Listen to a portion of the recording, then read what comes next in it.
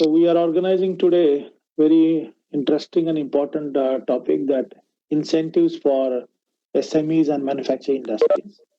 On behalf of SME Chamber of India and SME Export Promotion Council, let me introduce our eminent speaker today, Mihir Shah. He is one of the leading and very prominent consultant speaker, particularly from export, import, totally on international trade, shipping, DGFT, transport, then logistics.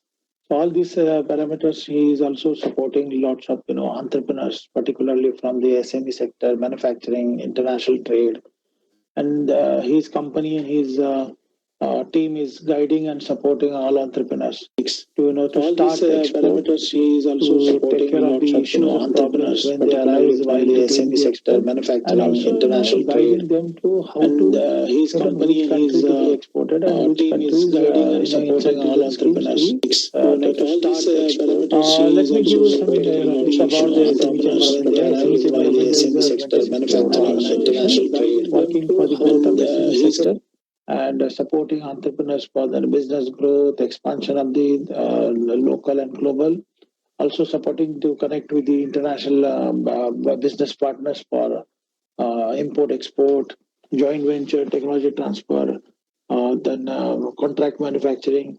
We are also focusing on more on the Make in India initiatives taken by the government of India and supporting the entrepreneurs, particularly SME sector, manufacturing industry, to establish cooperation with the foreign companies.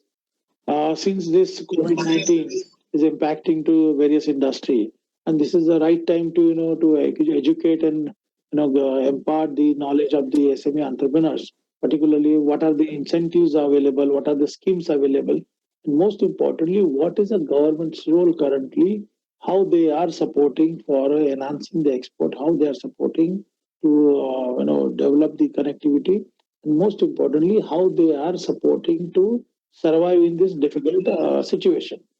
Recently, we had a webinar with the Honorable Minister of Industry in MSME Ministry, Sri Gadkari Sahab. He has also assured a lot of support to the SME sector. We are waiting for another stimulus package announced by the government, particularly from banking perspective, because 31st May, the first package, whatever the support announced by the Ministry of Finance, that is going to over, and maybe the lockdown will be extended or not. But the difficult situation for SME sector will be continued. Now next month is the rain is going to come. Next 3 months will be difficult to run the business because the rain and the difficulty to transportation. Most important difficulty will be migrant labor, casual labor, contract labor. We will not get it. So SME sector will be facing a lot problem in coming months, and I don't know how long the corona is staying in India to break the chain as per the government suggestion, the support. We have to take care of that. Avoid all the outside meetings, and even the government has allowed us to start factories. So all of my friends take care of their health, take care of while operating business. And suggestion is that to take care of all the facilities announced by government, because most of the entrepreneurs we found that they are not approaching banks, or particularly getting some support from the bank. We are pursuing the Honorable Prime Minister's office that to provide at least 30% ad hoc facility to the SME sector to get the loan, extra loan from the banking perspective. But let's see, Monday, Tuesday, what is government is announcing, and next lockdown is going to extend or not. That is the most important thing. So with this world, I welcome Mihir Shah. Mihir Shah will be giving you today very, very important information. Must a lot of entrepreneurs must be aware about it. But how to take advantage of while exporting the concerned countries, particularly in the European country, African countries, Gulf country, North America, South America. So this is the incentives created by the Ministry of MSME, Ministry of Commerce, Ministry of Food Processing Industry, and Ministry of Power also. So we should take the this note that these are the facilities. Maybe I'm saying that maybe after 2 3 months will be extended, will be enhanced, will be added more, because coming days, coming months will be difficult. Lots of countries in the world, they have locked down, they have stopped their manufacturing. And this is a good opportunity to SME entrepreneurs to find a new market, to identify new business partners, and to identify the new and explore new market in this. We are going to compete with the China. We want to compete with the China. So therefore, government should provide a level playing field for SME sector. Most of the SMEs are facing a lot of problems, but chamber is going to support you. Chamber is going to take care of all your problems. So please enroll as a member. If you are not a member, send your inquiry, send your issues and problems to the SME Chamber of India. You can share your business ideas, business thoughts, and if you are looking particularly support for business enhancement, we are there. We will support you. My team is there. They definitely take care of all your issues and problems. With this words, I welcome all of you to at this webinar, and I now request Mihir Shah to take forward. Thank you very much. Thank you, sir. Very good afternoon to everyone. And thank you, SME Chamber, Mr. Salunke, for organizing this webinar. I'll just activate the presentation as well, so we see both of this. Okay. Yeah. All right. Friends, before I start with this discussion, let us give you a perspective that the current situation is obviously something which we have not planned with. Nobody has a plan A or plan B or plan C ready for it. It was a situation which nobody expected, and everybody are taken by surprise. Obviously, there is an opportunity in that situation which one has to look forward to. Everyone in the world is talking about things to move out of China, and new markets or new vendors will be looked forward for. May not happen in an immediate or an instant response, but on a long-term strategy, yes, there is a possibility that the new market or new sourcing point will be some other countries, and which that could include India as well.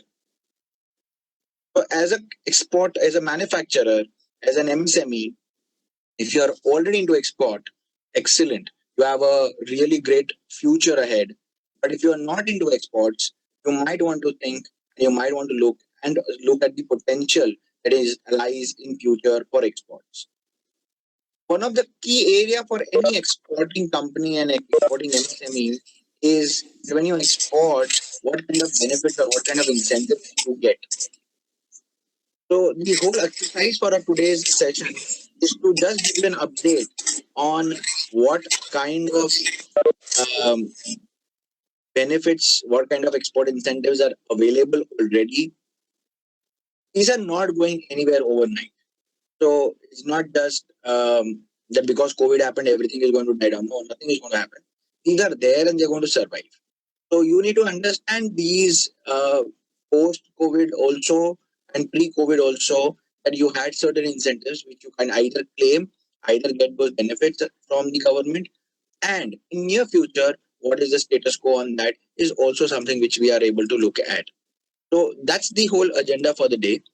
If you look at the incentives currently available to an exporter, subject to obviously various conditions, you have a list of buffet which is available to you. So it's not just 1, 2, or 3. You have about 10, 12 incentives available, whether it is the EPCG scheme, the advance authorization, the DFIA, the drawback, the MEIS. For service exporters, many of you might be service industry people. So for service exporters, you have the SEIS, the status holder incentive script, the rebate on state levies and central levies taxes available, TMA, and the GST refund for exports. So there are various options available. As I said, it's a buffet. It may not be applicable to everyone for everything. You like, you pick one. You may choose one. You may choose multiple. You may not be eligible for all of them. Like ROSCTL is only for textile under Chapter 61, 62, 63.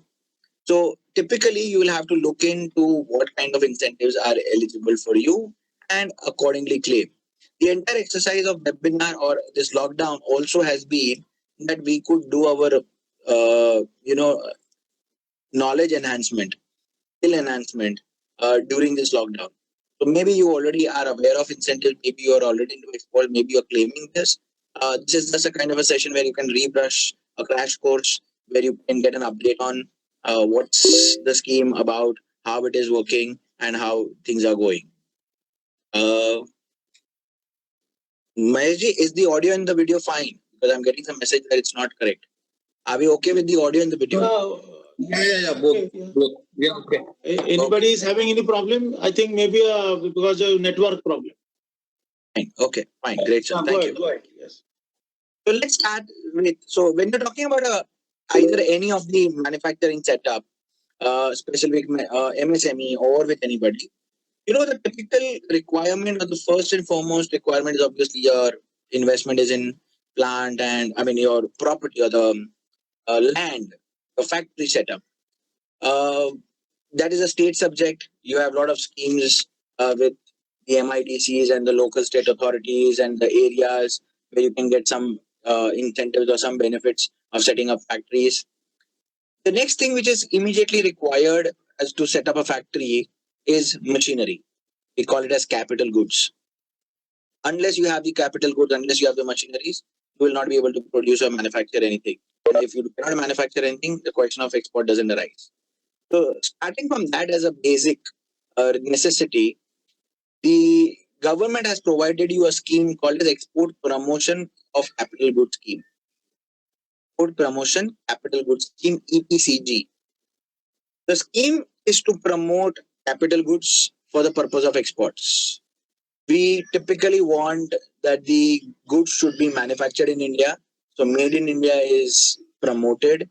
But at the same time, we are aware that quality goods require quality machines. So latest technology, latest innovation, latest products which are developed, machinery which are developed overseas should be utilized, should be benefited for our exports as well. And for that, to assist that, to provide you that leeway, to provide us the benefit, you have the EPCG scheme. The scheme is very simple, that when you import the machinery, when you import the machinery, that's the capital goods, you do not pay any duties and taxes. So no customs duty, no GST, no compensation cess, no taxes whatsoever. So you get that without payment of any duty. Excellent. Obviously, if you get something, you have to give something back. So what do you have to give something back to the government? What you have to do is, when you get this machine duty free, you have to export 6 times of the duty saved value. So let's take a simple example of a machine worth 1 crore. So 1 crore is the machine costs, which is called as the CIF value. The duty is roughly approximately totaled up to 30%. So 30 lakh rupees is what your duty is. You pay 0. So the duty saving at day 1 is 30 lakhs. So for that 30 lakhs of duty saving which you have done, you will bring in the machine and you are obligatory to export goods worth FOB value of 6 times of 30, that is 1 crore 80 lakhs. This you need to do in a period of 6 years. So we simply remember of this EPCG is equal to 6xy. 6 times, that is 6x in 6 years. 6x, that is 6 times of the duty saved, in 6y, that is 6 years. So the scheme is very simple. You bring in the machine, you do 6 times of the duty saved in a period of 6 years. When you get the license, you can import the machine, not necessarily at one go. You can import it in a part manner. You can import it in a period of 18 months. And as we said, we will not pay any duty. It also means you will not pay any IGST, you will not pay any compensation cess, you will pay nothing. So the advantage you have is there's 0 cash outflow, and if you're able to export, you get benefit of that completely.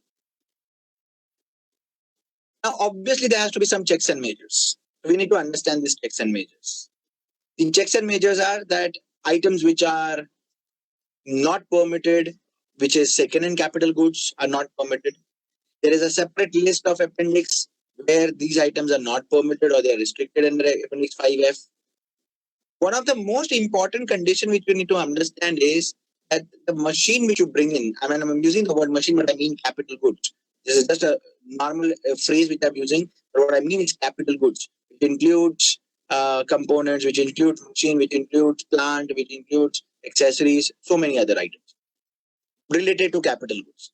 When you're talking about capital goods, it has to have a relationship with your export product. I mean, think of a situation. You cannot, as a manufacturing of a plastic product, call for a dental chair just because you like the dental lazy chair. No, there is no nexus. You want it, you may like it, you are able to buy it, but you cannot get it because there is no nexus. You can surely get a conveyor belt. You can surely get a blow molding machine. You can surely get an injection molding machine. You can surely get a die making machine. You can surely get a testing machine. So many of them. So there has to be a nexus, and this nexus has to be certified by an independent chartered engineer so that he can confirm that the machine which you are bringing has a relationship or as a nexus with the export product which you're going to be using or manufacturing it out of. So the nexus is very, very essential in terms of the EPCG license. Now, when you talk about the export obligation, we've already discussed the export obligation is 6 times of the duty saved. Very simple, right? And that is obviously you have to do this by your own self. Now, this benefit is either available to a manufacturer exporter, is also available to a service exporter. So hotels, tours and travels company, or hospitals, even they can take benefit of this. And in case if you are not a manufacturer, you have a merchant exporter, but you have a tied up manufacturer, meaning a manufacturer who is tied with you for the entire production. Both of you together can apply with he being supporting manufacturer, bringing a machinery which you require to be installed at his factory. So that's number one aspect. There's one critical aspect which people fail and falter in the EPCG scheme. And this is one thing which you need to be aware of. The 6 times, which is the export obligation, we call it EO, export obligation. This is, and I'll read the wording so that I can be very clear and I don't make any confusion to you. It says the EO under the scheme shall be over and above the average level of export achieved by the applicant in the preceding 3 licensing year for the same and similar products. The word used is over and above. What do I mean by this? I mean by this is that yes, you have to export the 6 times of the duty saved, which is 1.8 crores, our example. But that 1.8 crores is not just 1.8 crores. It is over and above your average level of exports which you maintain. How is average level of export calculated? So it says the average level of export is an arithmetic mean of the performance of export in preceding 3 licensing year for the same or similar items. 3 licensing year is 3 financial year, which means if I had a company and my previous 3 years export turnover was 1 crore, 2 crore, 3 crore. The arithmetic mean is 6 crores divided by 3. That's an average of 2 crores. So my annual export average is 2 crores. Think for a minute. If my export average is 2 crores, do you think government only wants 1.8 crores of exports to be done by me? That cannot be the logic. So the logic is I have to maintain 2 crores every year plus to an additional of 1.8 crores, that is 6 times in the period of 6 years.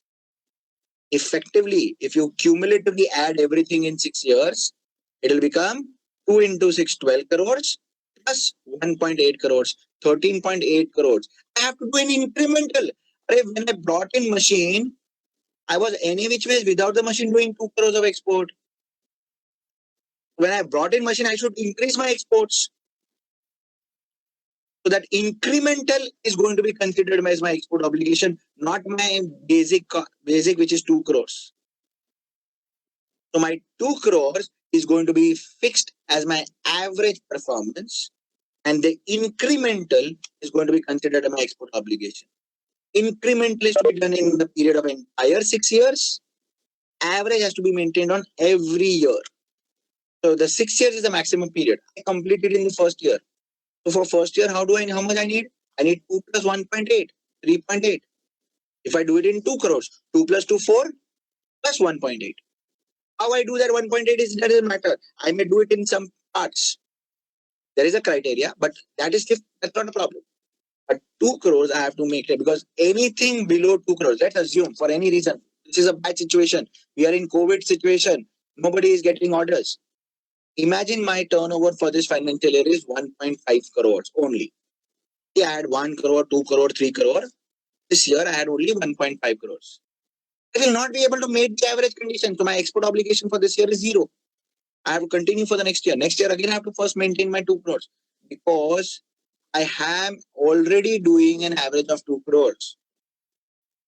So this is where people make a lot of mistakes.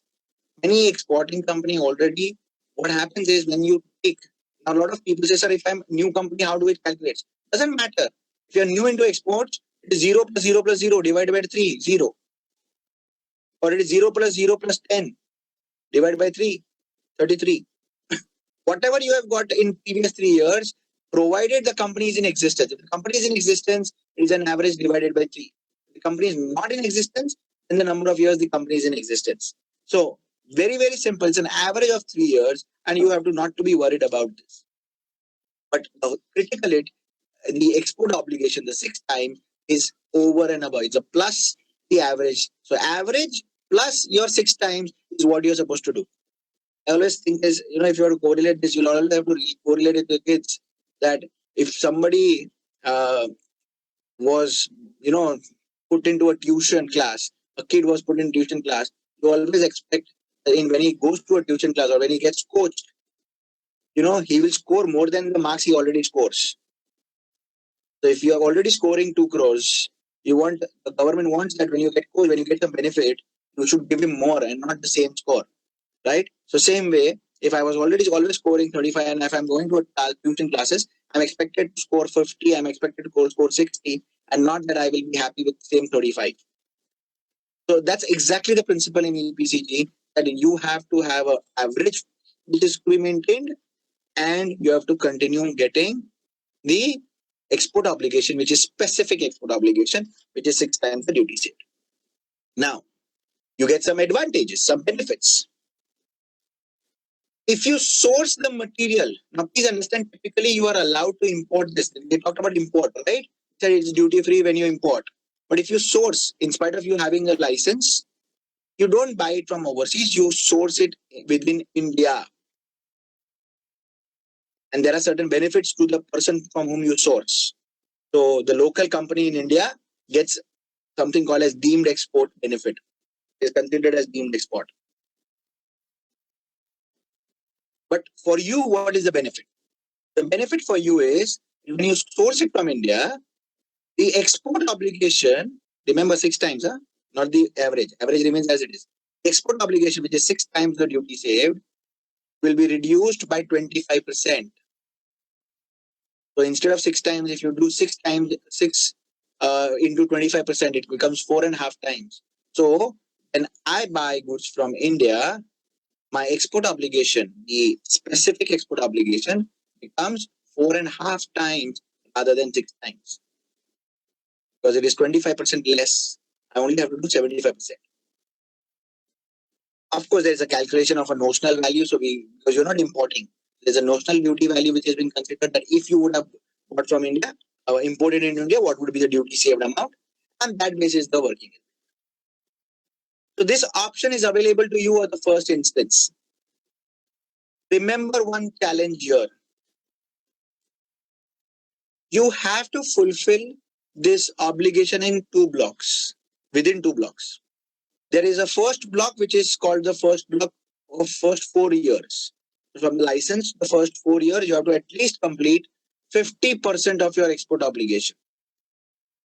When I say 50%, I'm talking about 1 crore duty saving, 30 lakhs, sorry, 1 crore machine, 30 lakhs duty saving, 1.8 times 1 crore 80 lakhs is the export obligation.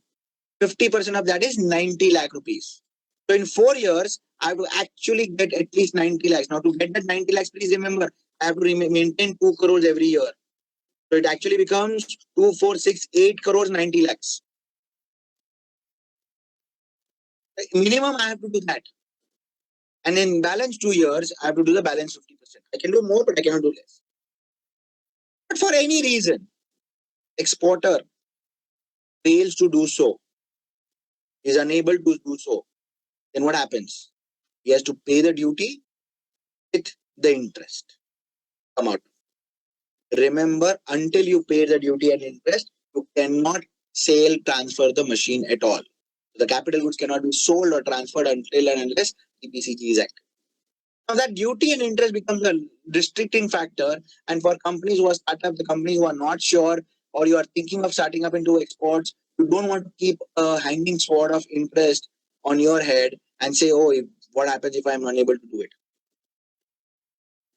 Many practical thinking working comes out is that, effectively my in the EPCG, out of that 30% duty, about 20% is GST, which I can get credit.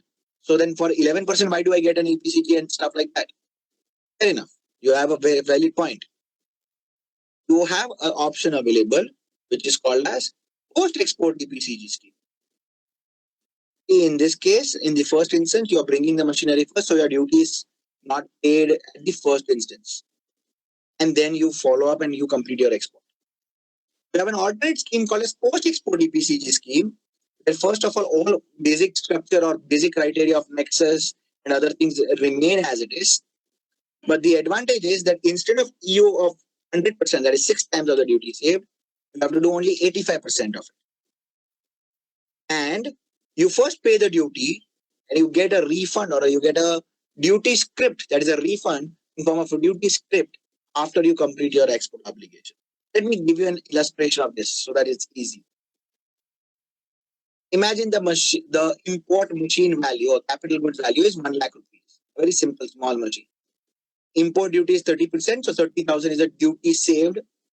In a normal circumstances, you would have done an export obligation of 6 times, that is 1,80,000 rupees, right? This is as simple as it can get. Now, in a post-export EPCG, instead of 1,80,000, first of all, you'll pay 30,000 as the duty. Then, instead of 30,000, 1,80,000, you will do 85% of that, which is 1,53,000, which will be your export obligation over and above your average. Now, out of that 30,000 which you have already paid, the GST portion of 19,000 you would have automatically taken as credit. Actual cost to you is only 11,000 rupees.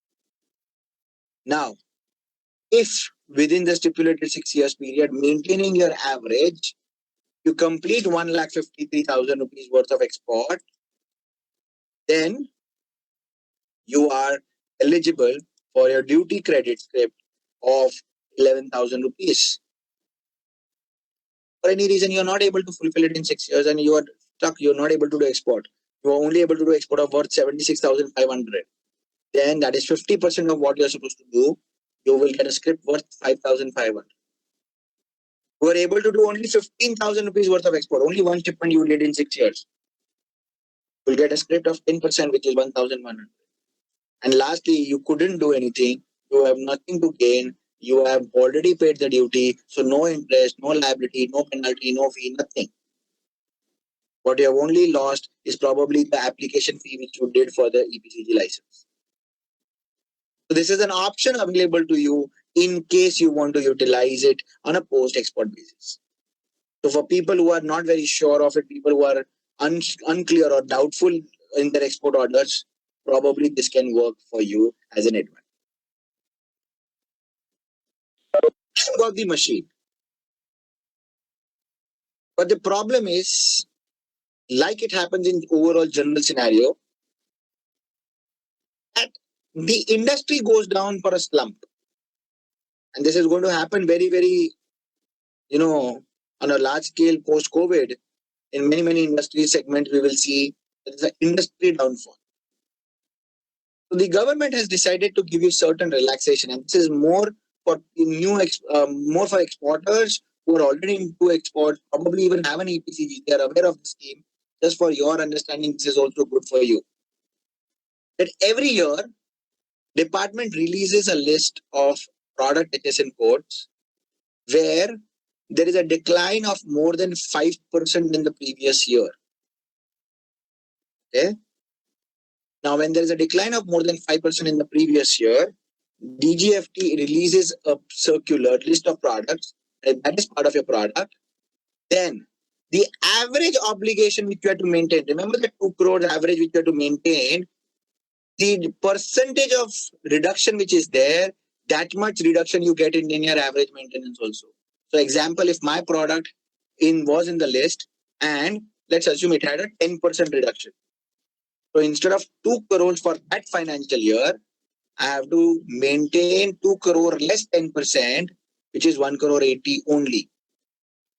Because if the industry is having a slump, I cannot be expected to maintain the same thing. Remember, it's already an average figure. Still, I am able to get that discount. And this is available for every financial year. How much? You will have to look into the details and the nitty-gritties, whether it is available. Now, maybe you are very close to 4.8%. Sorry, not possible. It is 5% and above, where the discount, where the decline is more than 5%, only those are covered in the list by the department to give you some helping hand. So every year, if you have some, let's assume every year the industry is going by 10% decline. You'll have a 10% decline in every year. So instead of 2 crore, which is your base average, which you have to actually fulfill, you have to fulfill only 1.8. Because that's the problem. That's the advantage which is being passed on. That's the situation or the advantage which you are able to cater to. Now, the current situation for people who have already either have an EPCG license or you're already having exports under EPCG, you are unable to fulfill the your export obligation block of 4 years, or the 4 years was just about to expire or complete, or your export obligation of 6 years was about to complete. Now you are very planned, you're hopeful that by March everything is going to get complete, and March is gone. March is gone and we are locked down. So what do we do? Government has already announced certain measures, and those measures include the extension. So most of the time, wherever there are dates, whether it is importing the machine, whether it is submitting the installation certificate, whether it is the extension of first block, which is the 4 years, or the final 6 years export obligation, wherever the due date, please remember the due date. Due date meaning the validity or the time period which was there, original, not the license date. Wherever that end date, where it was supposed to be completed, that date is between 1st February to 31st of July. 1st February to 31st of July, then that date is automatically been extended for 6 months. So if you have to import, the 6 months is already given to you, so you can import it in little later, because you are not able to import. The freight and everything is not possible. You are not able because your factory is closed. You have to submit an installation certificate. 6 months, you were just about to submit it, but the lockdown happened, so now you are not able to submit. The original time period expires, you can still submit it now. Your 4 years is getting expired on 31st of March. You have 6 months still to fulfill your export obligation in the first block itself. Your final export obligation is not completed. You have 6 months, you can fulfill that export obligation in the 6 months period extended to you. Now remember, it is a 6 month period. It is not date, because the date will be mapped to your license and your period date. So whatever is your date, add 6 months to it. Secondly, for any old problem, so remember, we are talking about the dates which were there was 1st February to 31st of July 2020. Only within that. Even if it is on 15th of January or 31st of January, it is not covered. Okay. So for things which were prior to that you have missed on certain compliances and procedures. Now this is again for more people who are already into exports. This is for your compliances. So if you already have into compliances, then If you have not done your blockwise extension, that is first 4 years and second 5 and 6 years separately, or you have not done the 6-year export obligation compliance, or you have not submitted the installation certificate, then there is a one-time condonation given by the department. That condonation is valid till 31st of March 2021. So by 31st of March 2021, if you submit these detailed documentations relevant to any of the three mentioned here, you have a choice or you have an option not to be labeled with penalty or late fee or any charges, but clear your process or get your file processed and move further in the process of closing the EPCG license. Now that you have got the machine in place, you have installed the machine, you've got everything in place, machine cannot run unless and until it gets raw material. When you bring in the car, you need to give it petrol. Car automatically is no use. It's not a showroom. So for raw material, we have a scheme called as advance authorization. And it is typically almost like EPCG. And in EPCG, we are talking about machines. Here we're talking about raw materials. So advance authorization, if you can understand the statement, it is a self-explanatory and gives a clear meaning of it. Advance authorization is a license to import, required inputs, duty-free to manufacture a product for the purpose of export.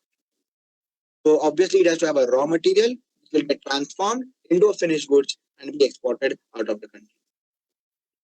A very critical thing again in these, where in EPCG we were saying there has to be a nexus. In advance authorization, we say it has to be physically incorporated in the product, which means if my export is silk shirt, my raw material or the input which I will get under the advance authorization is silk fabric, not just fabric. If my export item is for LDP products, I will get the LDPE granules only. My export is about metal sheet, which is 5% nickel or 8% nickel, then I will get the SS coil sheet with 8% nickel. So it is the product which is getting physically incorporated in the product. There's obviously some normal wastage. There are certain options available under how you can apply for advanced license, whether it is through a SION norms, and I will explain you what is SION, or through your own ad hoc norms, self-risk declaration. I will explain you both of these in a bite. What are the duties exempted? As you can read, it says all duties: the customs duty, the additional customs duty, the education cess, the anti-dumping duty, the countervailing duty, safeguard duty, the transition product safeguard duty, whatever it is, everything is exempted. In fact, we now have the IGST and the compensation cess also being exempted until 31st of March 2021. In short, zero duty raw material inward. Your raw material comes to you at zero cost of duty.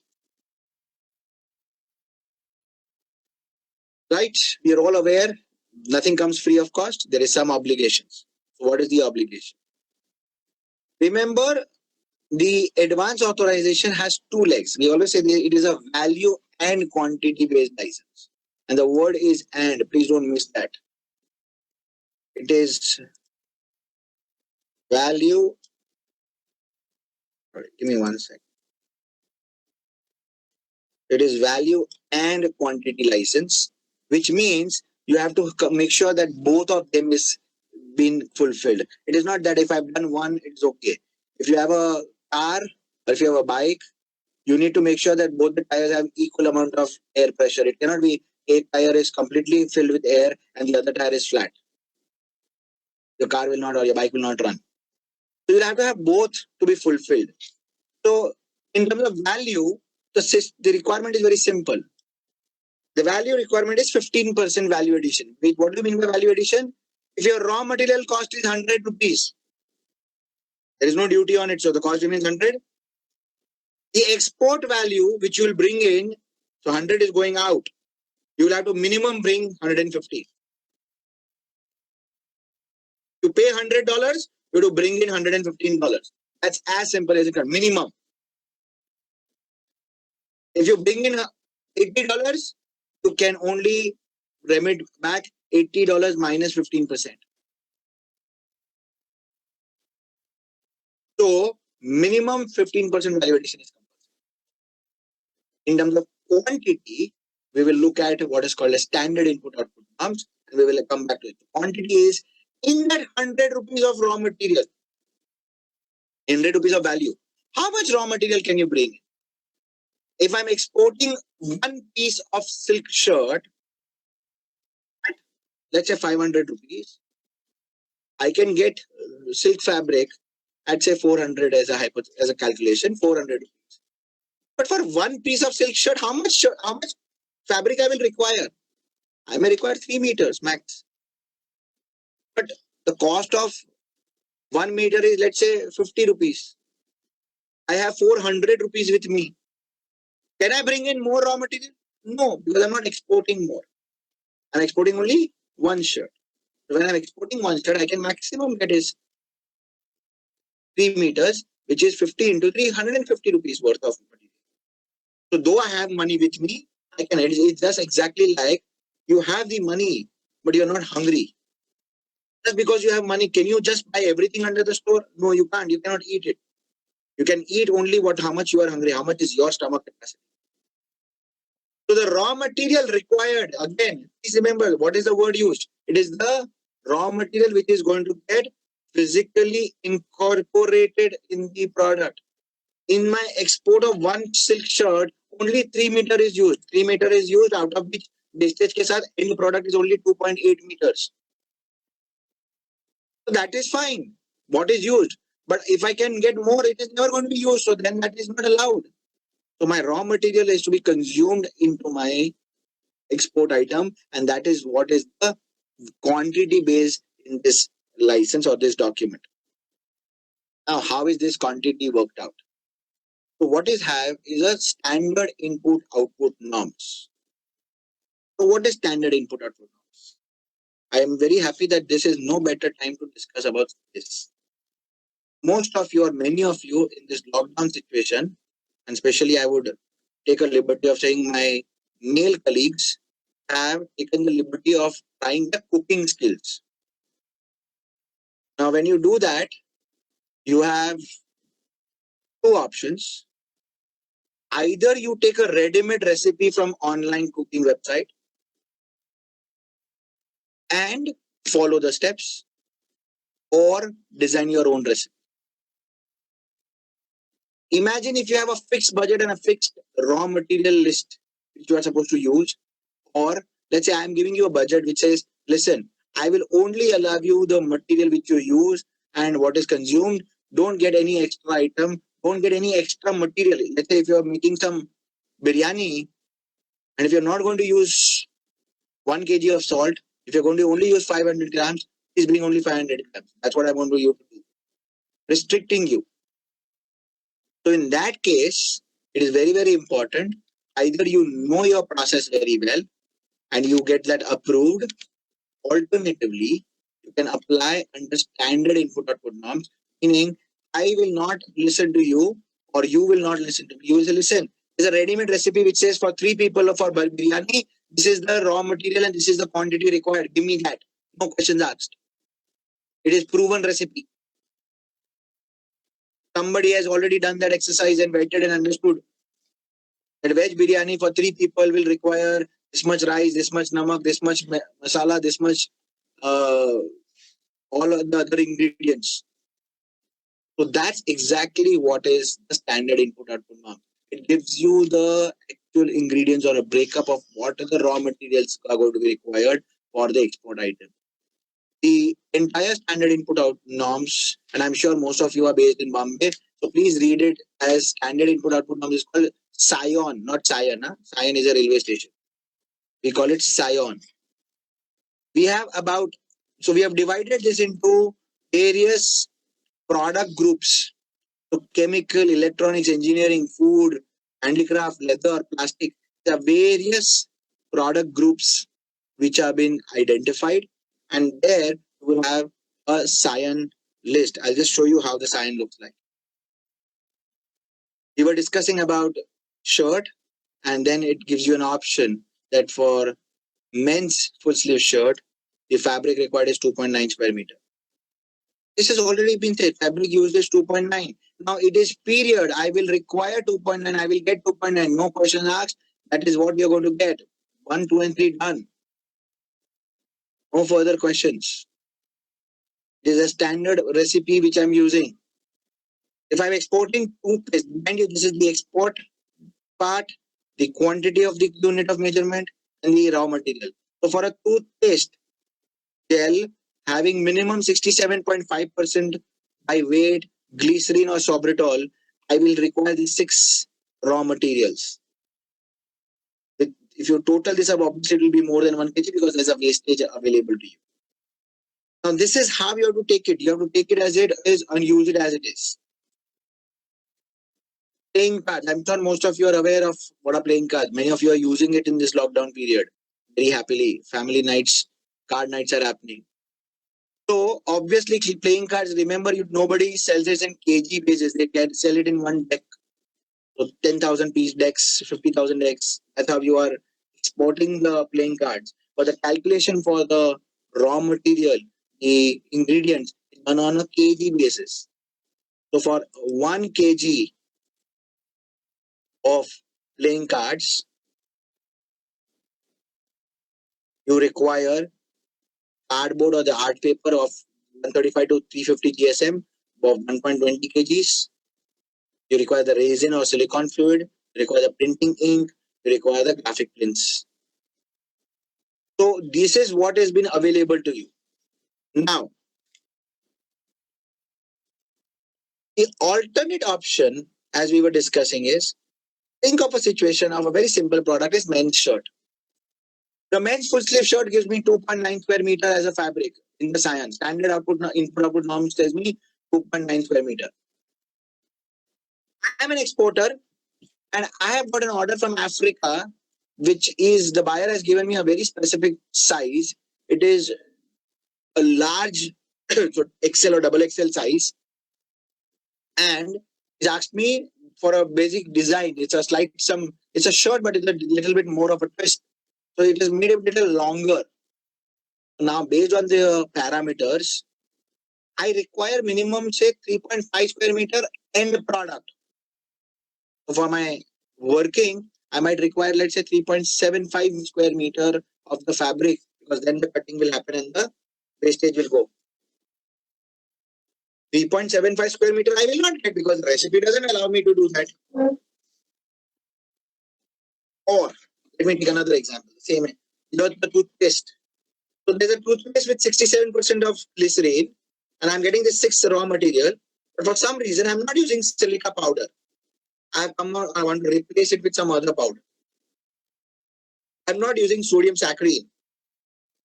I want to use some other thing. How do we do that? Please remember, Scion is a fixed mechanism. It cannot be changed. What you will have to do is, in case if it is not fitting into the Scion, we have to apply under, as we call it here, under the self-declaration basis, that is called ad hoc norms under para 4.07. That means, forget about, as we said, either you take your recipe or you tell me what you want and you give me the bill of material, the list of ingredients. So here, you are not going to go with Scion. You are going to give me your own bill of material. What is the raw material? What is the quantity? You have to give me justification. Why you require this and why you are going to use this and how much is the wastage and how much is actually going to get used. And there is a norms committee, which is a committee who will verify these details and they will approve you the norms or the wastage guidelines for your product. So that norms committee is what they will decide. So either you go with the Scion, which is standard norms, or you go with the ad hoc, your norms approved by the department under the no norms. The application is to be done online prior to the export. The export can be done before. That means you can import. So a standard process is you import raw material, manufacture, export. There can be an alternative mechanism that you already have material in stock, maybe a local material or whatever. You manufacture it, first the product, and you export. After you completed export, meaning after you exported it, the money has come back money has been realized, you can import raw material. Now remember one thing, your export is already over, import is coming later on. Or import is coming first, you're going to manufacture and then you're going to export. In either of the situation, the raw material which you bring, the fabric which I bring, the paper which I bring for the playing cards, it is strictly coming under a condition called actual user condition, meaning only you and only you can use it, and you and only you can consume it in your factory. It comes with an actual user condition even after you have completed your export. So you cannot sell the product as it is anywhere in the market. So you cannot sell raw material directly. That's strictly no. Because you have to consume it into yourself. How much time do you get to export? You get 18 months period to export from the license date. To time import, 12 months. Why there's a gap? 12 months is you bring in, 6 months requires you to is given to you for manufacturing. Within 18 months you should export. But because you are able to, or there's an option available to do first export and then import. If you do export first, and then when you realize the money, and then when you want to import, you need a time. So you have an option of import validity to be extended for another 6 months. And then if you want to do a second revalidation, you can do another 6 months. So effectively, your import can be valid for 24 months. We already talked about actual user conditions, so you cannot do that. Now, most important aspect is when you are talking about completing the export transaction is to get the money in from the buyer. The export will only and only get closed, or it will only and only complete when you have realized the money in freely convertible currency. If you are exporting to SEZ, Special Economic Zone, 2 things you have to take in mind. Number 1, you have to get the payment from the SEZ's foreign currency account. It can be in rupee, but it has to be from a foreign currency account of the SEZ. And second, you have to file what is called as bill of export. These are 2 documents which you need to file. Bill of export is what you need to file, and the payment should come from SEZ for your clearance or closure of the obligation of your exports. The current situation, this is the normal situation. We have already done this. Validity is for 6 months. Revalidation, okay, that slide just has been updated again for you. Yeah. The updates and what has happened in the COVID situation. In the current COVID situation, the validity period, which is as we said, the 12 months original, then 6 months plus 6 months extension, which is available, or your export obligation, which is originally 18 months. Both this period has been extended if it is expiring between 1st February 2020 to 31st of July 2020. Anytime in between, if they are expiring, then it is extended for another 6 months by default. So if let's say your export obligation was 18 months and that 18 months was expiring today, 9th May 2020. Now, automatically, the expiry date is not 9th May 2020. It is 9th May plus 6 months, which is 5 plus 6 is 11th. So 8th November 2020. This automatically happened. You don't have to do anything. Okay. Another thing which I just wanted to give an update on for all those who are new or already into existence and probably are not aware of, the entire procedure of advance authorization application is completely online. There is no manual documentation, no manual submission. In fact, the authorization also is now issued online. There is no physical copy of license which comes, so you have to go to the department. It is coming online. You have to just download a PDF file and just take a printout and give it to customs on any pen paper. So that should be good enough. So we have almost moved into a digital age as far as the department is concerned. Couple of issue with advance authorization. Number 1, the issue is that it is predominantly, or it is almost predominantly available to only manufacturer, because you have to bring in raw material, manufacture it and export. So the merchant exporter, as we call them, or the traders, are unable to take the benefit of it in case if they don't have a fixed supporting manufacturer. If you have a fixed supporting manufacturer, then both of you can join together and apply. But if you do not have, you're buying it from the market or you're trading it, you are unable to get the benefit of advance authorization. You have an alternate scheme called duty-free import authorization, which is similar to advance authorization, but there are certain exceptions to that. What are the exceptions? First and foremost, the duty-free export authorization is only available on post-export basis, meaning you cannot do raw material first, manufacture and then export. Remember, the concept is more for traders, where you're already going to have the goods ready-made and export it. So first you export, then talk about raw material. Second, it is only available based on the standard input-output norms. So whatever is available. So in my example, if I wanted that 3.25 square meter of shirt, I cannot get it under DFIA because DFIA has clearly given me, for Sion, it is clearly given me 2.9 square meter. I cannot apply DFIA with 3.25, not possible. Third, I have to obviously make some application prior to my export.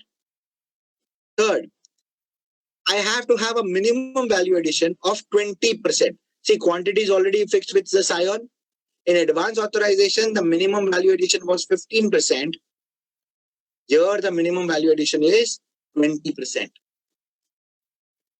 Once I finish my export, once I get the money, after that, remember, after that, I can make the application which was created originally online, submit those documents, and I will get a duty credit script for buying that raw material duty free.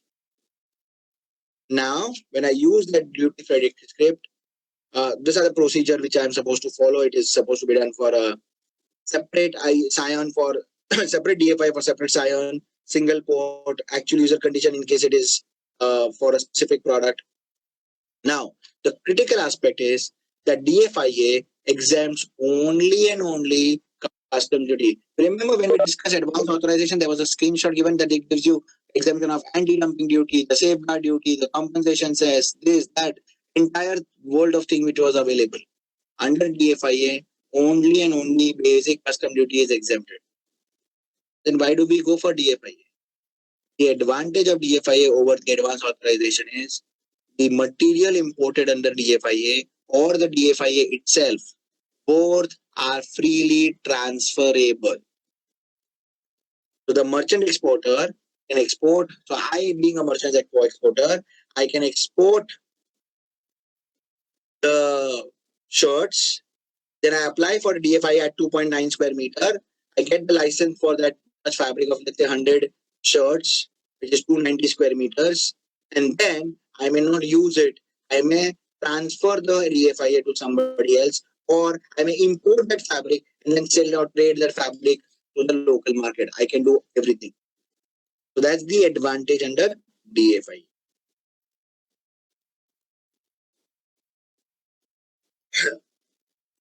Duty drawback. Why do you need a drawback scheme? Whenever you are dealing with the government and you are required or you have been given some exemption as the benefit, they will always be supported or subjected to a condition of some collateral by way of either a bank guarantee or a bond. So advance authorization and EPCG both are an exemption when you don't pay duty. So a collateral of bank guarantee or a bond is required to be done. At the same time, because the benefit is enjoyed before, you get the raw material duty free before, you get the EPCG license, capital goods before, unless it is post-export EPCG. So you enjoy the benefit before. So if you do not fulfill the export obligation, there is a cost implication, that is the interest is going to be charged.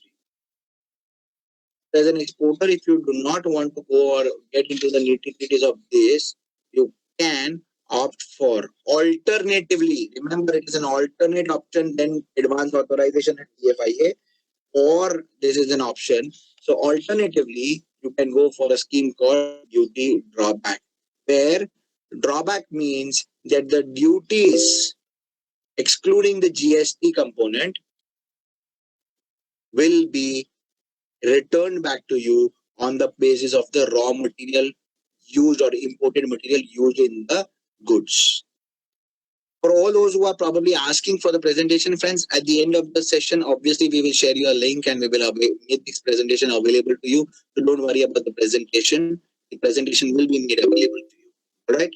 So be rest assured, the presentation link will be shared with you. The presentation will be shared with you. This is going to be made available to you. So don't worry about the presentation. All right. Thank you. So the drawback is nothing but the duty which is levied on your raw material refunded back to you. Now, typically, if you look at the duty at the current situation, there could be on a raw material and an import duty, that is the customs duty, and there could be a GST. GST is already given back to you in form of a GST credit. So what is left out is customs duty. So today, drawback is nothing but the refund of the customs duty. Drawback is nothing but the refund of the customs duty, which is paid on your raw material. Let's take an example here. I'm exporting a rubber hose.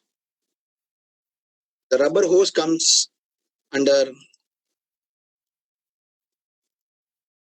right here at 400901, rubber hose for different dimensions. The drawback rate is 1.3%. 1.3% of FOB value of your exports. When I use the word FOB, just for common understanding, I'm talking about free on board value. Okay, this is an Incoterm which we used. The FOB value, so let's assume for a very simplistic sake, if it is 100 rupees, I will get 1 rupee 30 paise as drawback. How is this 1 rupee 30 paise derived? There's a drawback committee who realizes, who has done the backward integration and working that for export of rubber hose, the raw material which is being used, and on that the duty which is being charged proportionate to your export item and an average rate is 1 rupee 30 paise. Obviously, it's an average price, it's not a fixed price. You might get it at a different, but you get an average refund because this is called as all industry rate. It is across everybody. You might end up, if you are importing actually and you're paying duty and you're manufacturing it and then you're exporting it, maybe you're incurring the cost at 2 rupees. You will still get only 1.3 because that's an average cost which has been worked out. Because maybe your raw material is coming at a higher price or your export is coming at a lower price. Whatever be the reason, the average has been given. Let's take another example.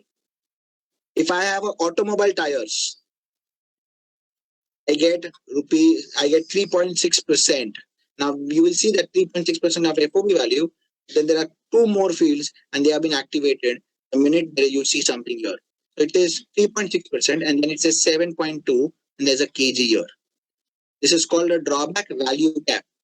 So now wherever there's a value cap, the logic or the working is it is 3.6% of the FOB value or rupees 7.20. This is value. You see here, drawback in rupees. This is rupees 7.20 per kg, whichever is lower. Whichever is lower. So if let's say my one tire was of 1,000 rupees or 100 rupees, let's put it the same 100 rupees. If my one tire was of 100 rupees and that one tire weighs 1 kg, so now my calculation will be 100 into 3.6 is 3 rupees 60 paise or 7.20 per kg, whichever is lower. So I will get 3 rupees 60 paise. If it was 200, 7.20, 7 rupees 20 paise, 7 rupees 20 paise. Both either is the same. But if it was 300, I would have get maximum of 7 rupees 20 paise. Whether I sell at 300, 400, 500, 600, doesn't matter. So until 200, I will get 3.6% of my value. Beyond 200, because please remember, my sale value can be anything. The raw material requirement is only the same. Now the duty on the raw material is the same. The duty paid on the raw material is fixed. That doesn't change. So it's just like, when you are selling coffee, the coffee ingredients remain the same. It's only the price which changes. That is, the coffee is sold at a corner shop, it is at 5 rupees. If it's shown at a restaurant, it's 50 rupees. When it's shown at the cafe shop, which is at 300 rupees, and the cafe shop has to be at the airport, and it will be at 500 rupees. So at all of these, the ingredient, the quantity of milk, the quantity of sugar, and the duties on that is the same. So that's the value cap which is being put up here. So you may realize higher export value, but the duty drawback which you are going to get is capped at these values only. So you have to check against your product HSN code whether it is available or not. Duty drawback is this one scheme which is available by Ministry of Finance. So you have to look at the department that is a customs website and not the DGFT website for any reference to duty drawback rates. So the website is called cbic.gov.in. It's cbic.gov.in. I've just typed it for all your reference. This website will have an option called as duty drawback under customs, and there you will see all the details relevant to that. The latest notification is number 7, which is effective from 4th of February. So from 4th of February, these are the rates which are applicable for the drawback. Now, before I move on to this next point is, let me quickly give you the understanding that, remember, the advance authorization, which is where you do not pay the duty on the raw material. The DFIA is also on the same raw material concept. So it is advance or DFIA. We are all very clear. At the same time, either you don't pay, that is an exemption model, or you pay and take refund under drawback. So advance authorization or DFIA or duty drawback, this is OR scheme, either or. But EPCG, it is on capital goods. I can take EPCG and advance authorization benefit. One export, 2 benefits. I can take advance EPCG and duty drawback. One export, 2 benefits. And now, for my further promotion of export, I've got the machine, I've got the raw material, but I have to be promoted. I have to be promoted. I have to get something extra for export. I have the chapter 3. These are called promotion schemes. These are called promotional schemes, export from India schemes. These are also and condition benefits, meaning I can have EPCG plus advance authorization plus chapter 3 MEIS. I can have drawback plus EPCG plus MEIS. For one export, I do 100 rupees worth of export, I can get at least 3 benefits. At least. So under the export from India scheme, we have 2 schemes. One is for services called Service Export from India scheme. One is for goods, which is MEIS, merchandise export from India scheme. What the scheme gives you? Scheme gives you a duty credit script. What is a duty credit script? It's a government voucher. It's a certificate. What the certificate is entitled to? Certificate has a value. It is entitled for you to pay your customs duty. So basic customs duty can be paid. But the advantage is that certificate, that script, is freely transferable. And unlike DFIA, where only raw material can be specifically imported, here anything can be imported. There is no restriction. So I am the same shirt manufacturer. I get MEIS. I sell it to a gentleman who is into engineering. He can import raw material. I can give it to some chemical guy who wants to import chemicals. Allowed. Anything. It is a value script. It has no product related issue there. So MEIS is that advantage. Or any script, not MEIS, duty credit. Now the MEIS, which is for the goods, have been notified by various HSN codes. I'm sure most of you are aware with GST being in place. What is HSN? So the same HSN classification applies here. Almost about 8,000 odd items are covered under HSN. Mind you, under the MEIS scheme, not all. There are roughly around 11,000 and more HSN codes in totality. Around 8,000 are covered under MEIS script. So there are about some items which are not getting MEIS benefit. So this list of products also have a percentage of benefit. The percentage is 2, 3, and 5. So it looks something like this. So there was an old table and then there's a new table. So that is giving you a same structure under the HSN code. So a casserole, where you put your food, the hot pot casserole, is covered at 3% of MEIS rate. So currently you are able to get 3% of MEIS if you export casseroles with HSN code 96170013. If you are exporting, let's say, napkins or baby liners, then you are getting another 3%. If you are exporting Madhubani paintings, it's on textile, it's an art form, you are getting 5%. So this is just a list of products which are available under MEIS. You have to refer to a list called Appendix 3B for the entire list. Appendix 3B. And where it is available, again, let me put it on the chat window for you. It is www.dgft.gov.in. Website is dgft.gov.in, where you will be able to check on and get the benefits, the MEIS list available. In fact, I believe they have now, in fact, made a very nice tool. You can actually just put in the HSN or a description and it gives the details. It will tell you how much rate it is. So it's not even a file that you have to search and read through. It's like a tool on the where you just punch in the details and they will give you the further. Now, this is some list of items which are not eligible, exports which are not eligible for MEIS, like the EOUs who are claiming direct tax benefit, or diamond and gold jewelry people, or cereals when you export, or you're exporting sugar, you're exporting milk. So unless it has been notified separately, they are not part of the export eligibility for MEIS. Now, the MEIS which has been issued to you is valid for 24 months. The script which is issued to you, once issued, is valid for 24 months, and you can use it to payment of customs duty only. It is transferable and it is being eligible to payment of customs duty. How soon can you apply for this benefit? Obviously, you have to export, you have to get the payment. The BRC is very, very important. And after you get the payment, within 12 months, you can apply for MEIS. If you do not apply within 12 months, you can still apply for next 2 years, but there is a late cut. Whatever your benefit is, there will be some late penalty cut you will apply. It is in range of 2%, 5%, and 10%. Now, please remember, when I'm talking about 2%, 5%, 10% of the benefit portion, because your benefit is only 2, 3, and 5. Don't say how 10% came.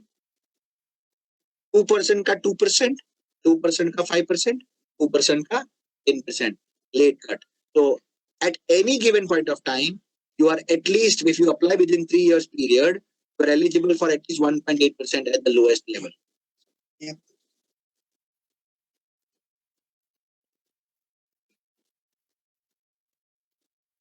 The entire application is online. The entire application is online. In fact, doing and working on the digital medium, it is automatic system driven. There are certain criteria for the system generated MEIS, that your IC should not be suspended or cancelled. Your RCMC should be in the system. Shipping bill or the export shipping bill should be from 1st of January 17, and there will be not specific HSN code. But MEIS value should not be more than 2 crores. MEIS should not be.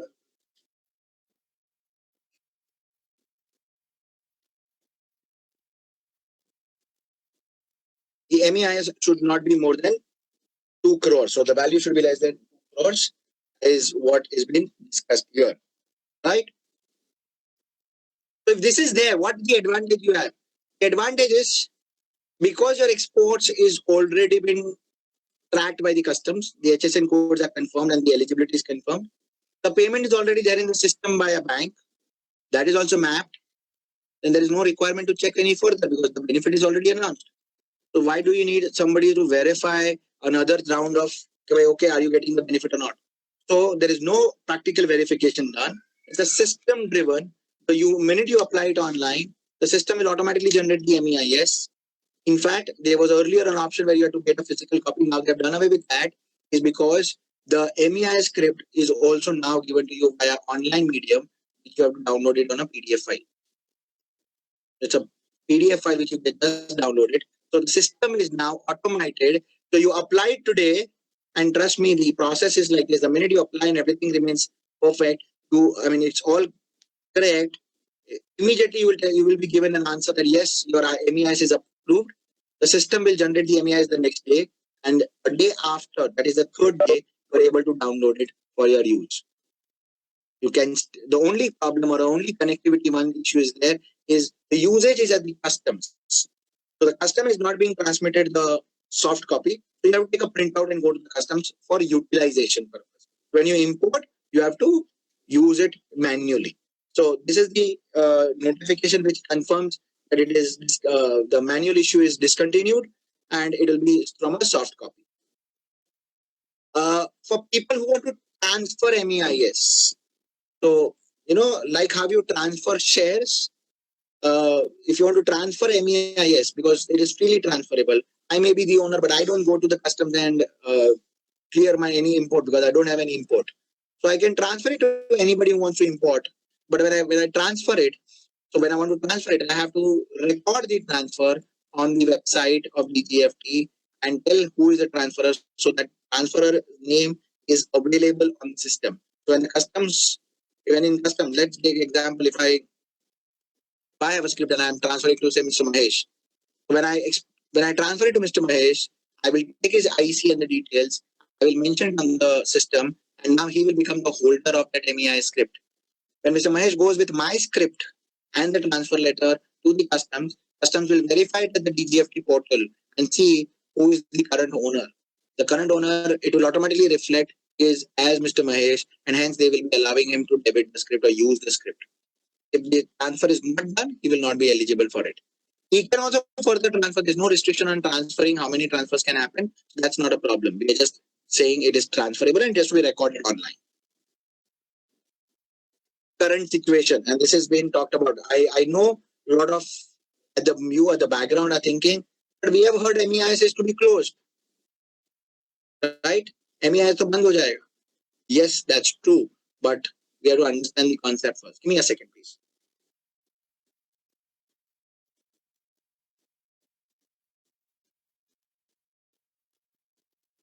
Yes, MEIS has certain changes. I mentioned you about the rate at 2%, 3% and 5% only. Why I have done that is because in a period between 2017, December of 2017 and December of 2019, exports between December of 2017 and December of 2019, that is up to 31st of March 2019, there was an additional rate of 2% given, meaning if your MEIS rate was 2%, it would become 2 plus 2, 4. If it was 3%, it would become 3 plus 2, 5. If it was 5%, it would have become 5 plus 2, 7. Not in all, but in many of them. Now, because there is already a notification that has been done away with from 1st of January, that is no more being given. So we are not discussing that. So from 1st January 2020, the additional 2% is not given. The original 2, 3 and 5 continues to be given.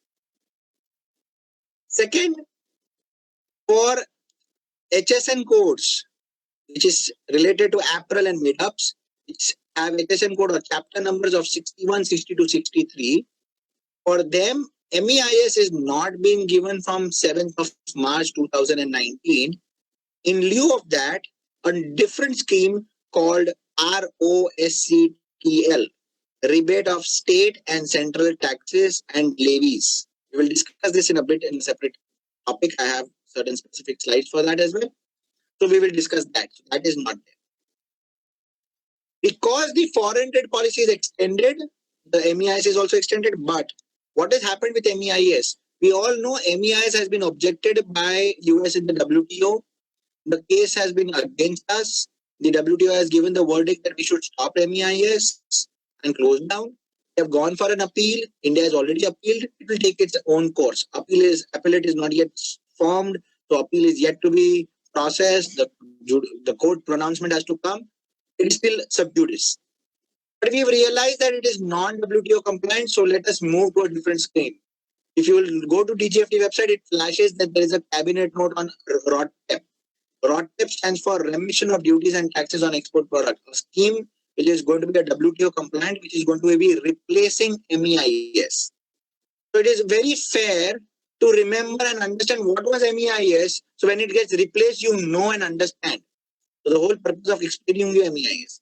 Second, MEIS is still available for all your past exports because you can apply it for last 3 years. Please remember, if you have not applied, you can always do that if it is eligible. And it's still going to be continued at least till 31st of December 2020 or until for a particular HSN code, RODTEP, the new scheme rates are announced. What is this new scheme? How it will function? Will it be like a script? Will it be cash? We do not know that. We are not contemplating it. We are not going to give any ideas and whimsical thoughts over it. We'll come back to you with a session when we have that announced. So until that time, we have to only understand this, that there is going to be a scheme called RODTEP, and that is going to replace MEIS. It will happen anytime from today until 31st of December. But up to 31st of December, MEIS is most likely to work on. There's no problem. So that's the background which I wanted to give you first with the MEIS scheme, that what is the scheme and what is the current position as far as MEIS is concerned. You remember we mentioned about the MEIS scheme has to be applied within 12 months period from the export date. That is called LEO date. Now that 12 months, if that 12 months is in this COVID period, there's a challenge. What has the department announced is if your shipping bill, LEO, that is your export, is between 1st February 19 to 31st May 19, 1st February 19 to 31st May 19, and instead of 12 months period, you can apply or you can apply the application within 15 months rather than 12 months. So you have time of 15 months rather than 12 months. Service export, SEIS. This is, I'm sure, a very limited crowd of you will be a part of it. So I'm going to give you a gist of it. It is for services. It is for export of services out of India. So when an Indian company provides services and gets foreign exchange, it is going to be getting this SEIS benefit. There are two modes of services which are eligible for SEIS. One which is called as cross-border trade, which is when you offer services from India to foreign countries. That is like anybody, consultancy, training, online, offline, whatever, inspection report, whatever you have to do. The second kind of services is for the services when you are offered it in India, but to a foreign country, foreign citizen or a consumer. Example, a hotel, hospital, college, educational institution. A foreigner comes in, gets him treated, medical tourism. Now, when that time the hospital earns in foreign exchange, it is going to get export benefit under service from India scheme. There is a criteria that your minimum turnover of that services, that is called net foreign exchange, for an individual should be $10,000. For others, other companies, it should be minimum should be $15,000. Only then you can apply for the benefit. The benefit is given to you based on the RBI norms on foreign exchange, but only for specific services. It is going to be given on rupees as well.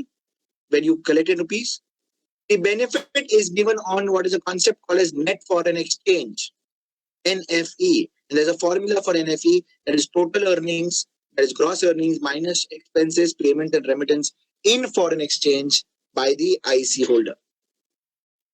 If you are into goods as well as services, then you have to minus the expenses which are related to services. And last but not least, your IEC should be active. You should have an active IEC number, import or export code, when you are rendering such services. The entitlement in this case is 3 and 5. The additional 2% which is announced for SEIS has not been withdrawn. For SEIS, it has not been withdrawn. For MEIS, it had been withdrawn. For SEIS, that additional 2% which was announced in December of 2017, that has not been withdrawn. So SEIS, for some items it is 3%, some items it is 5%, for some items it is 7%. So depending upon what ignition is. It's an annual application, unlike the MEIS. So you have to do it in a block of one financial year, and you have to upload with CA certificate and documentation. What change has happened? The current situation is when you look at annual application, So the application for the financial year 2018-19 is to be applied within 1920.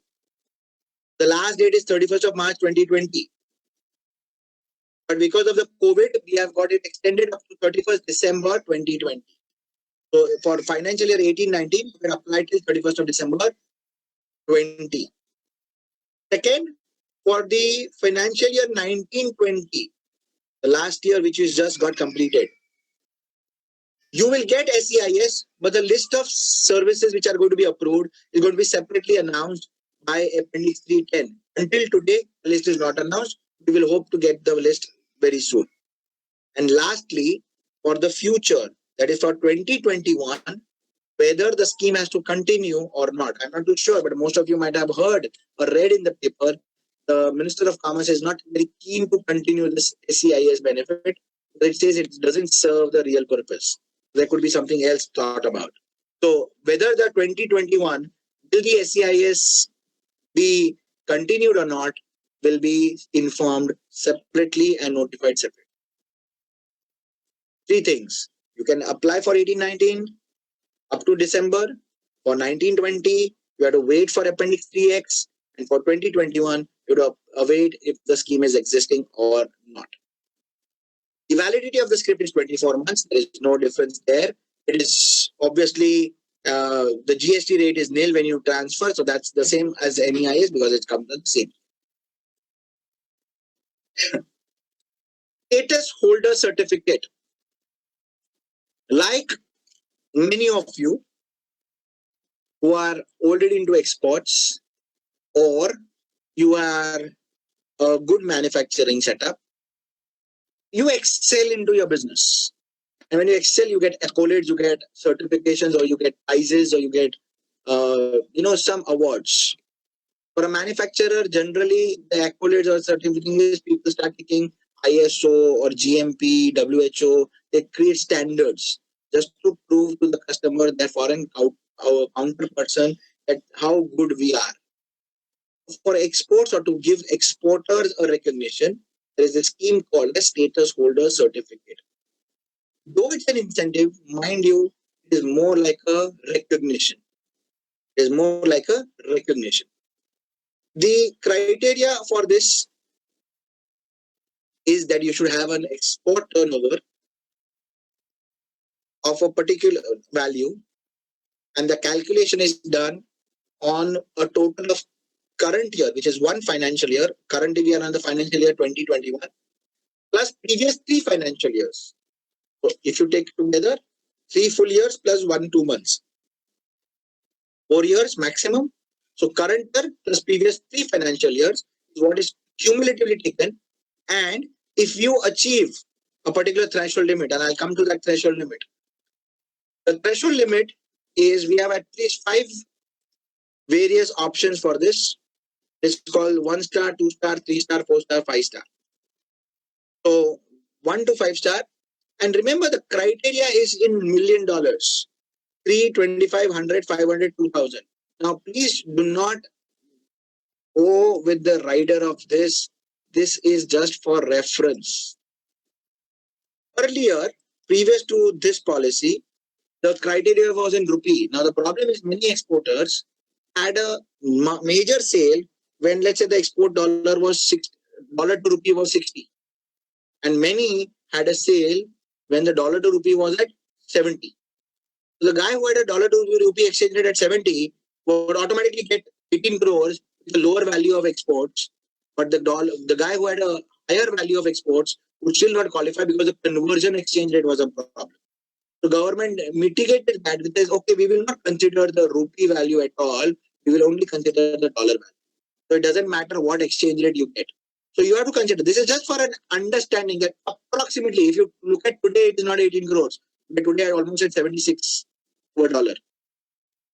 So $3 million is approximately in and around 18 CR is what you're looking at. So 3 million is where you get your first 1 star certificate.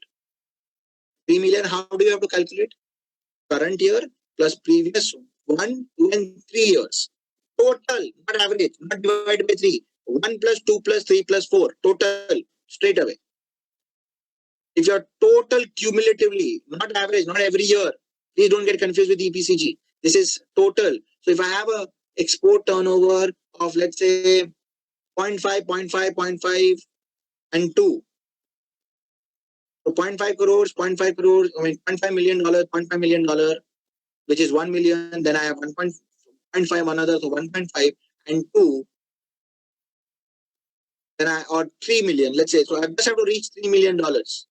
I don't need to have a $1 million at every year. I can just get $3 million straight away. That's the criteria for the various star houses. Now, if, and this is very, very important to all MSMEs, this is for all of you. If you are an MSME, and that means you have a Udyog Aadhar or your erstwhile SSI. If you are an ISO manufacturing unit, if you are located in northeastern states or Jammu and Kashmir, or you are located in the agri export zone, any of these, it's not all of these, any of these, at least only one. You cannot take double benefit, multiple times. Then you get an advantage of what is called as double weightage, meaning your $1 million of export will be considered as $2 million. So the criteria for you is 3 million. You actually need how much? 1.5, because 1.5 is equal to 3 million. So let's say all of you as an MSME who are registered as MSME, your 1-star export house requirement is only $1.5 million. If you get current year plus previous 3 years total as $1.5 million, you are good to become a 1-star export house. The validity of this is for 5 years, but there's been small change which has been updated very recently, like during this COVID situation, because for 5 years there would be an expiry in 31st of March 2020 as per the policy.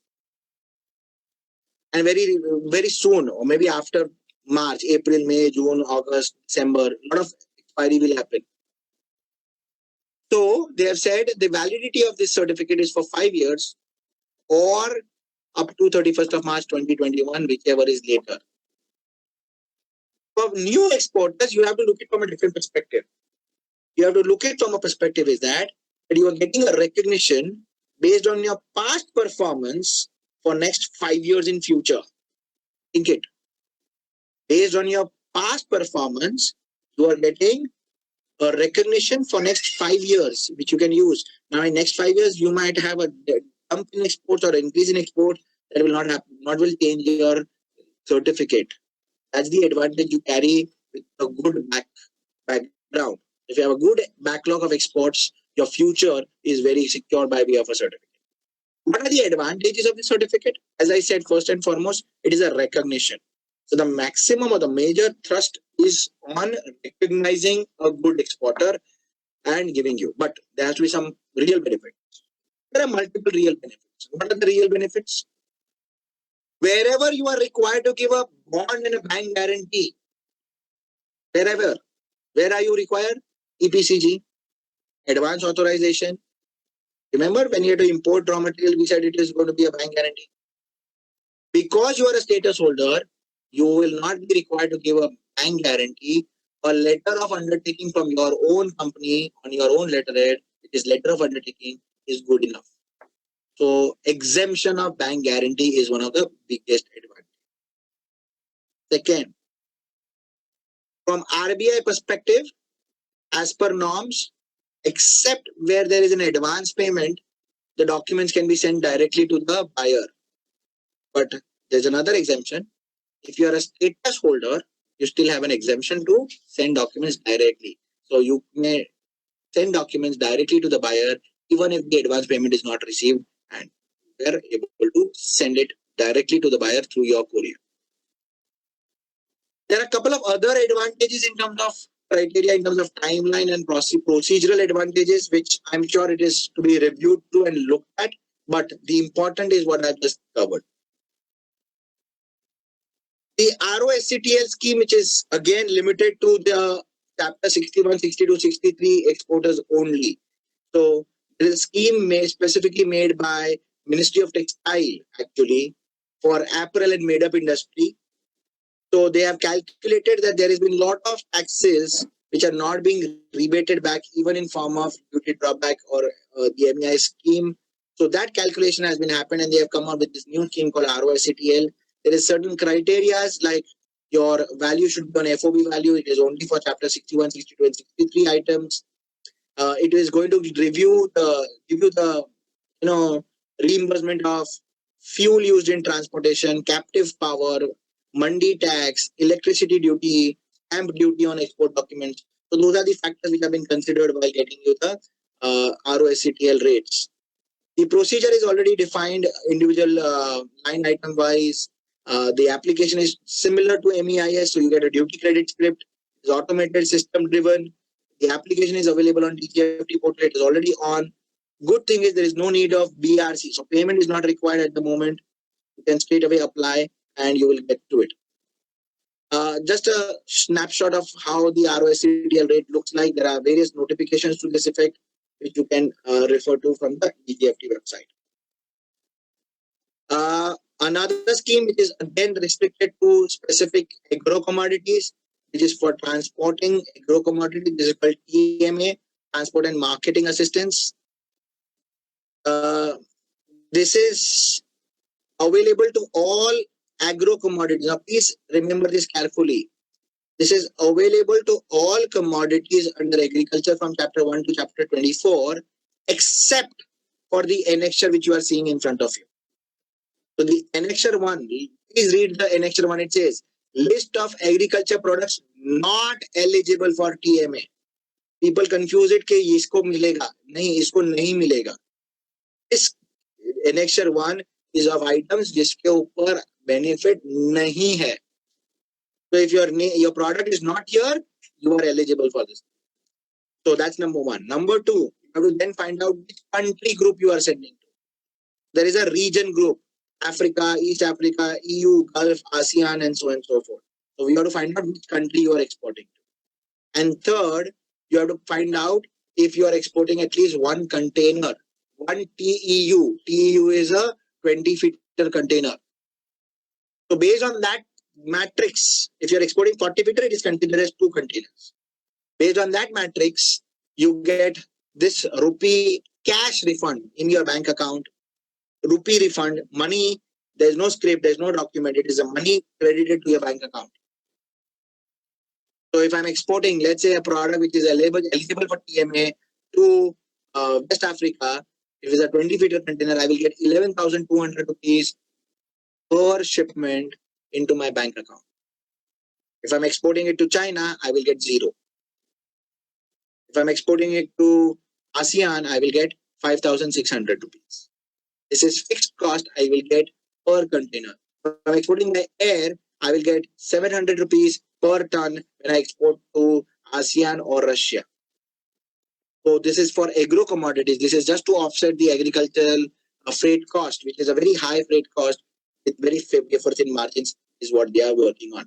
There's an online procedure which is already started. DGFT portal is the one which is going to be available to you and you are able to do that. Finally, we come down to one of the last benefits which are available is for the GST. That under GST, we have basically for exporters, either we have a domestic sale, either you have an export sale as defined under GST, the SEZ and the deemed export. So there is a concept under GST which is called a zero rated supply. And what do you mean by zero rated supply? Zero rated supply is export of goods and services or supply to SEZ.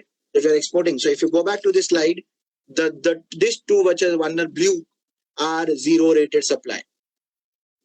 The ones under blue, these two are zero rated supply, export and supply to SEZ. These are zero rated supply. What do you mean by zero rated supply? The zero rated supply means that you are eligible for refund.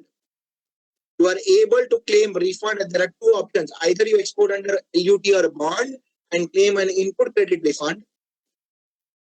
So you export without payment of GST and you get the LUT ITC refund, or you pay GST.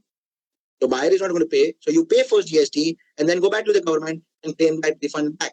Ultimately making it a zero rated supply, meaning net effect being neutralized. So both options are available. It is to the exporter which he wants to.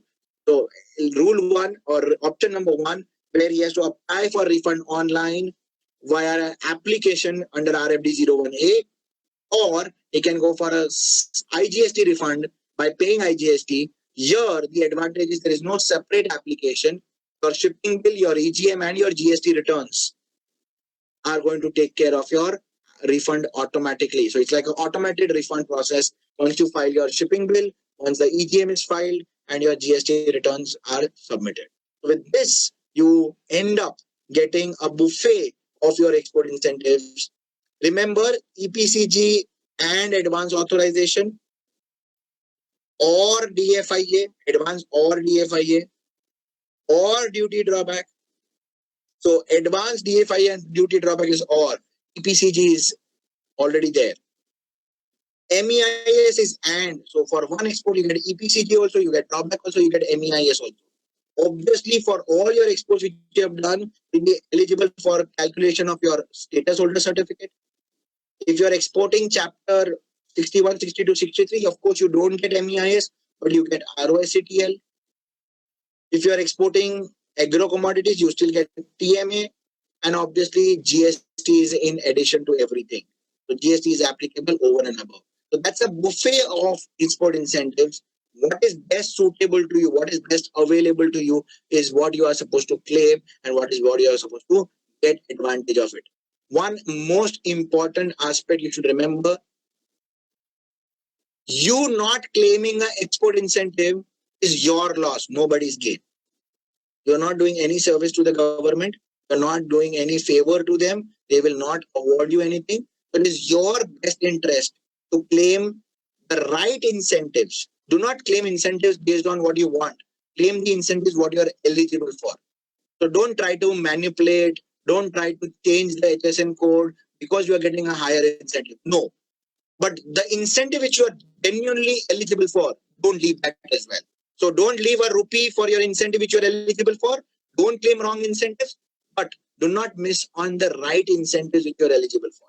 That's going to play a big role in your export as a journey. Whether it is with EPCGs or the advanced authorizations, your MEIS drawback, all of that together. Right?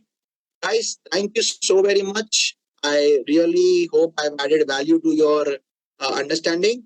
All those who wanted link to the presentation, I'm going to quickly type that as well.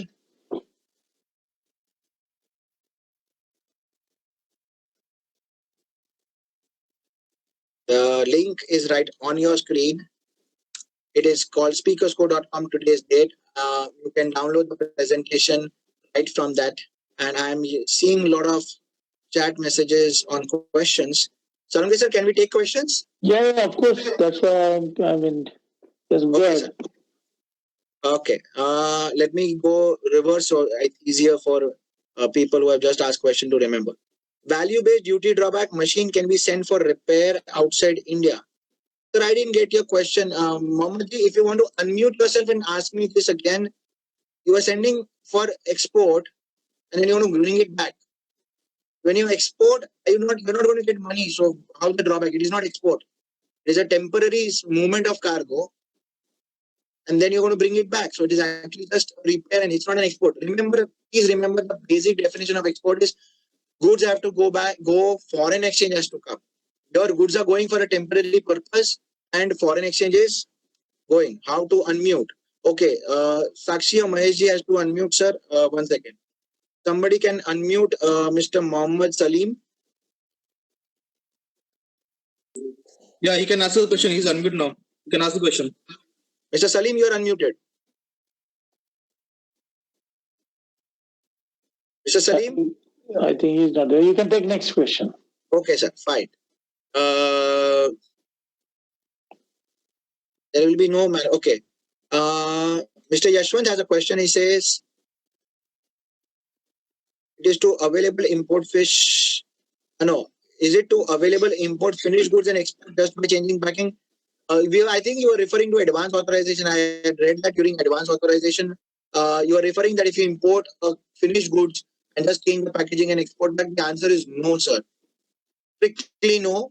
advance authorization is only available for your inputs, which includes raw material, which includes components. So when I was referring to a shirt, fabric is a raw material, but a button is going to be as it is stitched is a component. So I can get fabric, I can get buttons. Let's say if it's an engineering item, I can get a power pack, ready-made power pack. I put it in the machine, but the machine is going to export it. I cannot get a ready-made machine and export it as it is. Sorry. Mr. Mohammed okay. Mohammed Salim sir, you are unmuted, sir. You are already unmuted. If you want to ask question, you can ask. You are unmuted at the moment from our side. Right. So I've already completed 2 questions which were there. Mr. Yashwant, I'm very clear. This is not allowed, strictly not allowed. So any further questions we can take? Yes, somebody called as Dell has a question. Can you unmute?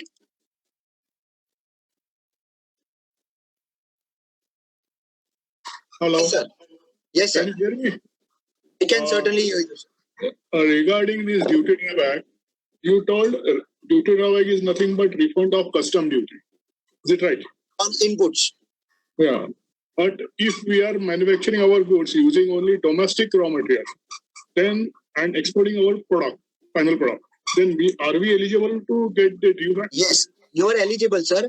So the logic of refund is that there is a duty, the duty is been part of your raw material somewhere or the other. So you are buying raw material from, let's say, X. Okay. He would have bought his raw material. Okay. He would have bought his raw. So there is an entire backward integration. And based on that backward integration, that has been the all industry rate has been calculated. So it doesn't matter whether you are importing it or you are buying locally, drawback is eligible to you. Because there is an assumption that there is an import duty component into it already pre-built. Thank you. Thank you, sir. Yes. Okay. Admin. Okay. Can we apply MEIS after period of 3 years of expiry? No, you cannot. I'm sorry. If your shipping bill date and you have crossed 3 years period, it is time barred. There is honestly no logical reason that why could you not apply for 3 years. I mean, obviously you have a legal recourse of applying to department and seeking, relaxation of the policy. But trust me, there have been instances and there have been history where they have said no. Because 3 years from the export date is a very good period of time. That there's no reason why would you not apply for 3 years. So if you have a genuine reason and thing, you can surely go to the department and seek relaxation of this requirement. But I don't see otherwise why would they do it. Yes, please. Any other questions? So we are good to, hand it over to you. Thank you, sir. Thanks for your time. Thank you, friends. Thank you very much. Meerji, thank you for a very, very valuable and very important and useful information for entrepreneurs.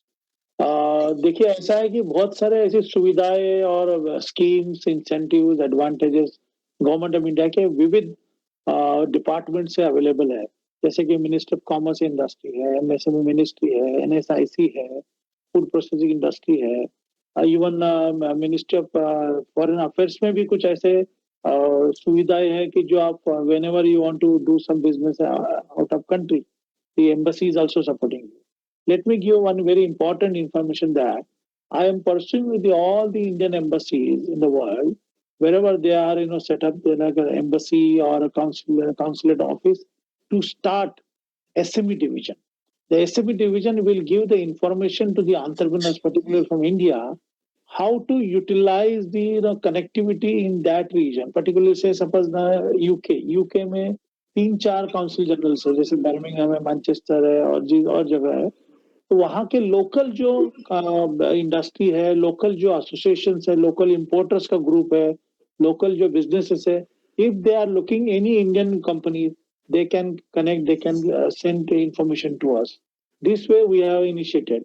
Another very interesting thing है कि आज हमारे पास SME export promotion council जो हमारा एक another organisation है, उसके माध्यम से हम हमारे एंटरप्रेन्योर्स को we are guiding them, we are supporting them, educating them how to explore new business opportunity. आज देखिए चाइना के बारे में बहुत सारे देश एक नकारात्मक संदेश जा रहा है, नेगेटिव अप्रोच हो रहा है। तो मैं चाहता हूँ यही वक्त है हमारे एसएमई सेक्टर को फायदा लेने का, हमारे एसएमई सेक्टर को इसका नॉलेज लेने का, और इसी माध्यम से अगर आप कनेक्टिविटी बढ़ाते जाओगे, कनेक्टिविटी से बढ़ते जाओगे, मुझे लगता है कि आने वाले दिनों में कुछ 6 महीने में 7 महीने में हम लोग बहुत सारा एक्सपोर्ट बिजनेस टैप कर सकते हैं। इसके लिए आपको जानकारी होनी चाहिए कि कौन से इंसेंटिव्स अवेलेबल है, कौन से स्कीम्स अवेलेबल है, कौन से एडवांटेजेस अवेलेबल है, कौन सी पॉलिसी आपको बेनिफिशियल है। इसका आपको बहुत बारीकाई से आपको स्टडी करना पड़ेगा। डिफरेंट वेबसाइट पे जाके, जैसे कि डीजीएफटी वेबसाइट है, शिपिंग की वेबसाइट पर जाके, और भी आपके जैसे मिनिस्ट्री ऑफ कॉमर्स की जो वेबसाइट के ऊपर जाके ऐसे सुविधा है। जहां पर भी आपको दिक्कत आ रही है, you can contact us, we will support you. Another very interesting thing. One point, sir. Sorry, just one point. Friends, there was this, I get that. Ashish ji, आपका जो question है वो भी मैं आपको बता दूं. So there was this specific scheme for exporters for interest subvention. Yes, sir. Okay, the interest subvention scheme was available for MSME for at the rate of 5%. Unfortunately, that scheme has been terminated on 31st of March. Mr. Salunke himself, and I'm sure at various forums, including to the minister, has been highlighted at various levels to extend it further. But at the moment, it is not valid. Hence, I have not considered that as a part of my presentation. Because today, when I speak, the interest subvention scheme is not available. But the chances are that we will get it back. As soon as we get it back, at whatever form and whatever methodology, you will be benefited that when you export, you will get an interest subvention of 3% or 5% or whatever is eligible under the scheme. So that is, is the advantage which is there. But at the moment, as we speak, it is not valid. So just to give a clarity, yes, interest subvention was there, and possibly we are looking that we will get it back. Minister, we have already spoken on this matter, and if you can provide me some draft, I will suggest the Minister of Commerce to look into this. Even Minister of MSME can follow up. Abhi naye secretary jo AK Sharma ji, a very prominent and very knowledgeable person, he will definitely support us. So with this one, friends, look forward to your association as a member of the chamber and to take advantage to avail our support services, and to register yourself for various webinar will be coming up, various virtual conferences will be coming up. Since this COVID-19 का impact है, बहुत बड़ा impact है, मैं आपको सभी को request करता हूँ, बी सेफ, बी हेल्दी. तो अगर आप हेल्दी रहोगे तो वेल्दी बनोगे. तो इस वर्ड के साथ I am thankful to all of you for joining, and me special thanks to you. Thank you, sir. Thank you so much. See you soon again. Thank you. Thank you, sir. Thank you so much. Pleasure.